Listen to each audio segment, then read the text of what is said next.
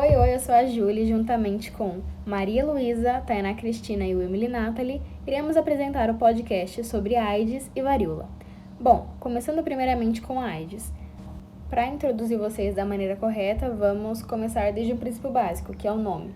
Então, a AIDS, na verdade, é uma sigla em inglês para Síndrome da Imunodeficiência Adquirida, que é uma doença do sistema imunológico humano resultante da infecção do vírus HIV, que também é uma sigla em inglês para Vírus da Imunodeficiência Humana. Falando um pouco mais sobre a transmissão agora, a AIDS faz parte das DSTs, que são as doenças sexualmente transmissíveis.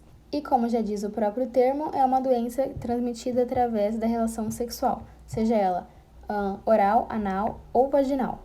Muita gente não sabe que o HIV pode ser contraído pelo sexo oral, mas na verdade sim, por isso é muito importante usar camisinha durante toda a relação. E outra coisa que pouca gente sabe é que o sexo anal é o jeito mais fácil de se contrair o vírus, já que a região é muito sensível e suscetível a microfissuras, que acabam abrindo passagem para o vírus. Outra maneira também de se contrair o vírus é pelo compartilhamento de objetos cortantes que estejam contaminados com o sangue da pessoa soropositiva, ou seja, que contém o vírus do HIV, como agulha, alicate, etc.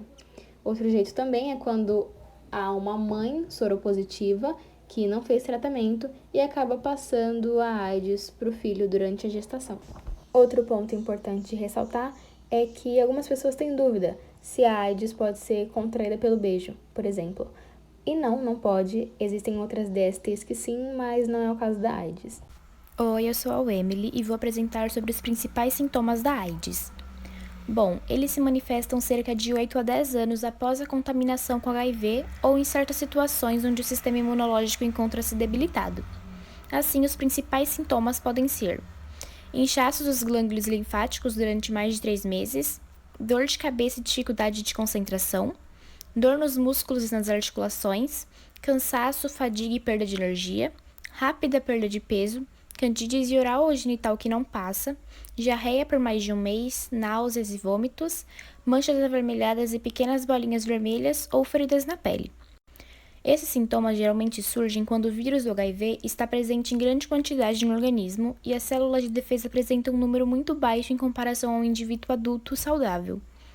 Além disso, nessa fase onde a doença apresenta sintomas, geralmente surgem doenças oportunistas, como a hepatite viral, a tuberculose, a pneumonia, a toxoplasmose ou o citomegalovirose, pois o sistema imunológico encontra-se abalado.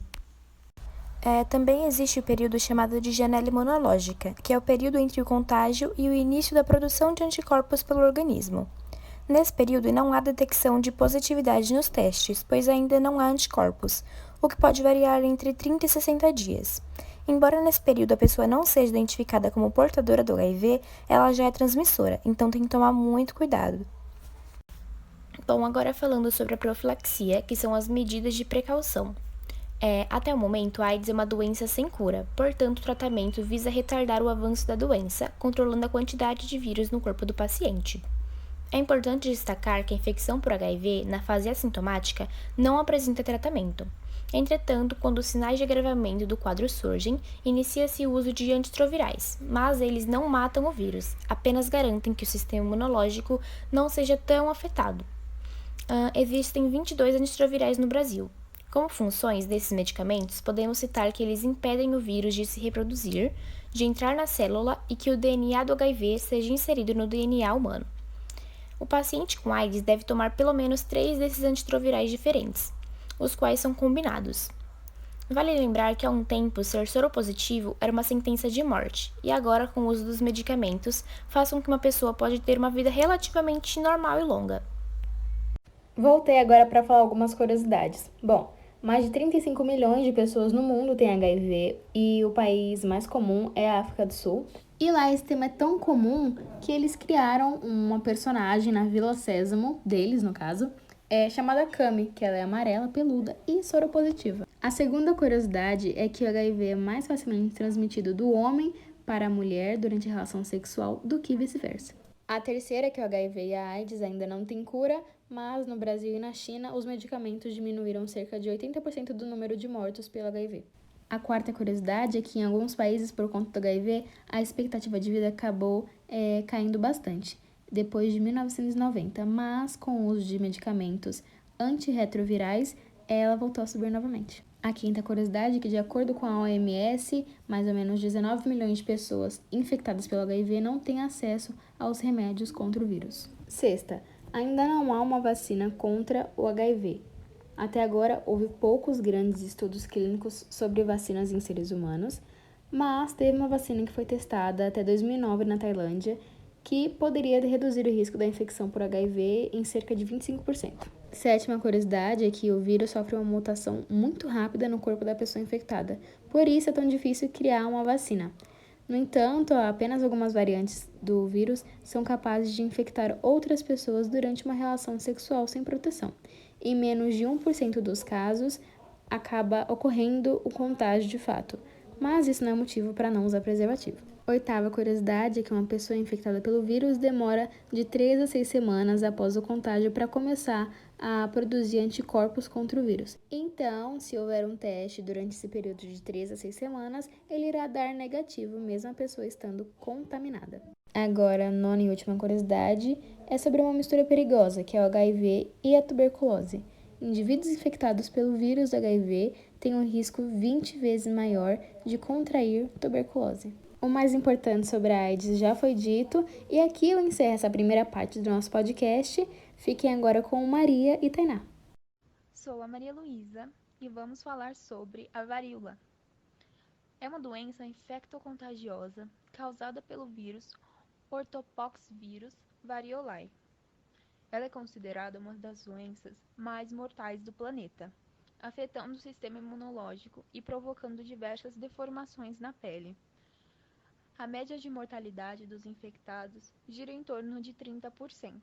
Atualmente, os Estados Unidos e a Rússia possuem o vírus da varíola em laboratório. Felizmente, com os avanços da medicina, a varíola foi declarada extinta pela Organização Mundial da Saúde no início da década de 80. O último caso de varíola aconteceu na Somália, África, em outubro de 1977. A transmissão da varíola. A varíola é um dos maiores afetantes aos seres humanos, com cerca de 300 nanômetros de diâmetro. É uma doença muito contagiosa, transmitida pelas secreções e saliva da pessoa infectada. As pústulas que se formam no corpo do doente possuem um líquido, semelhante ao pus, que contém o vírus.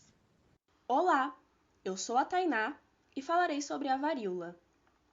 Falando sobre os sintomas do vírus, o período de incubação é de aproximadamente 2 semanas.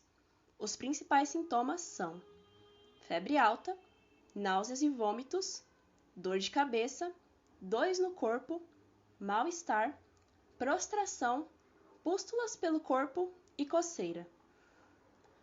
Algumas curiosidades são que a varíola já contaminava pessoas antes da era cristã e, apesar de letal, foi a primeira doença a apresentar uma prevenção através da vacina, criada por um médico da Inglaterra chamado Edward Jenner.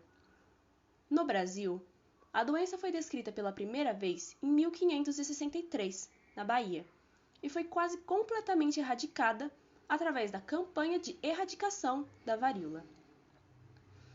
A varíola não apresenta um tratamento específico, então, o doente deve evitar o contato com outros, permanecer em repouso e tomar medicamentos para aliviar os sintomas.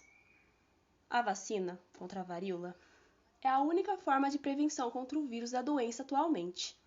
Portanto, eu e os integrantes do nosso grupo reforçamos a importância de se vacinar, para que doenças como essa permaneçam no passado.